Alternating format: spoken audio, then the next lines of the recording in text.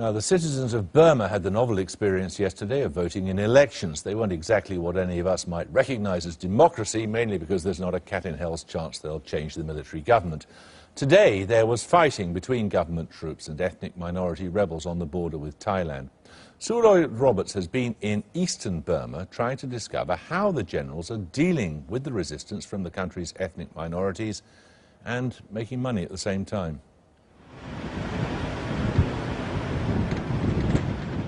The border between Thailand and eastern Burma is notoriously porous. Thousands of refugees fleeing Burma's brutal military regime make their way through the jungle to Thailand every year. Going in the opposite direction from Thailand and entering Burma illegally isn't much of a problem. At an appointed evening hour, we're assured that the border guards will have slipped away. Best not to ask how or why. Allowing us to walk into Burma proper at night. Though our hosts here wouldn't call this Burma.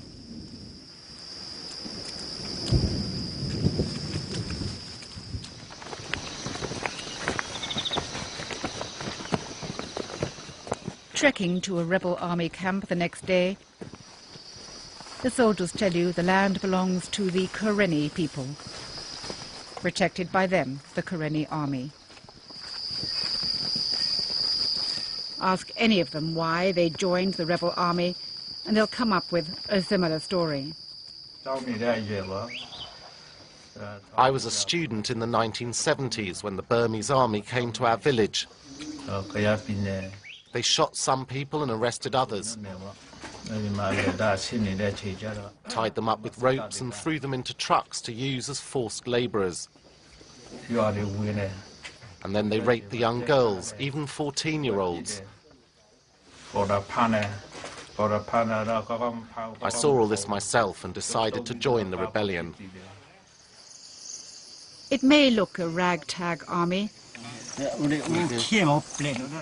but rebels like these are fighting in half a dozen ethnic states along the 1,600-kilometre length of the country.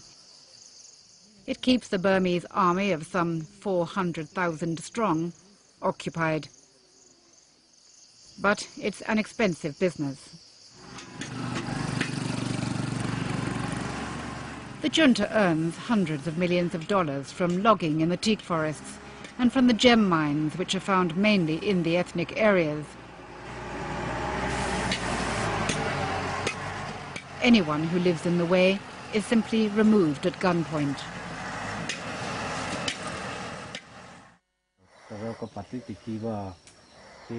Today, from Karenni refugees, I heard some of the most shocking reports yet.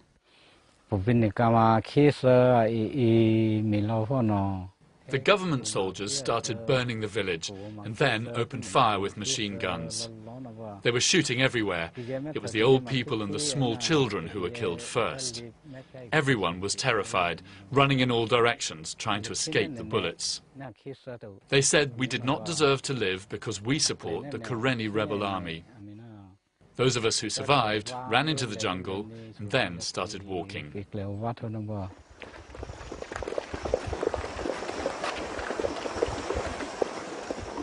Local cameramen joined the mass exodus of people to record the flight of entire villages across the border to the refugee camps in Thailand.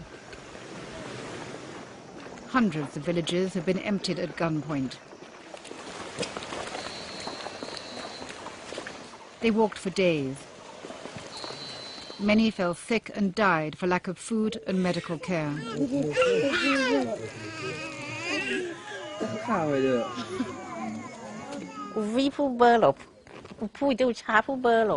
I had a bag on my back and a baby in each arm when I fled.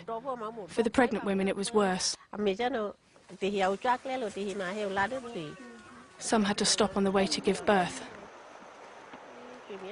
When the government soldiers caught up with them, they killed them. We all had to keep moving. Some women were so pregnant that they could barely walk, so they got stones and beat their stomachs to kill their babies, to miscarry, so that they could escape from the government soldiers. The Karenni army have noted more units of the Burmese army closing in, the nearest on a neighbouring hilltop, and the arrival of foreign technicians. All this activity, they say, is to construct a network of dams in the area.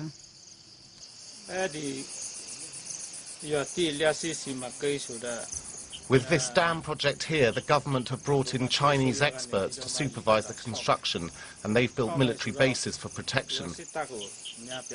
They've laid mines everywhere, which are really dangerous for the local people.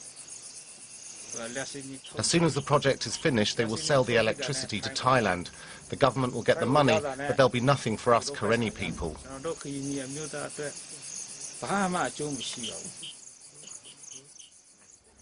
The Burmese generals aren't stupid, or they wouldn't have held on to power for so long. The program of demolishing villages and building dams in Karenni state is being repeated, the length of the rivers which divide Burma from Thailand and further north from China. Wherever there are ethnic rebel armies, the junta is sweeping away the villages who support them. Local people who've watched their villages being flooded have come together, calling themselves the Burma Rivers Network, and charted the chain of dams being constructed, mainly in the border areas, and the power lines being erected to export electricity to China and Thailand, all to earn the revenue needed to keep the military in power. Throughout the ethnic areas, they tell you, the elections were an irrelevance. For the ethnic peoples and the Burmese people alike, we will all still be treated like slaves and be even more downtrodden.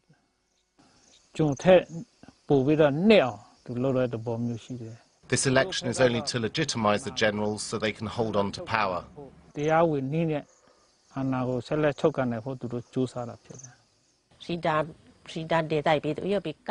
Only you people on the outside can help us. If we return to Burma, we know that the military government will kill us.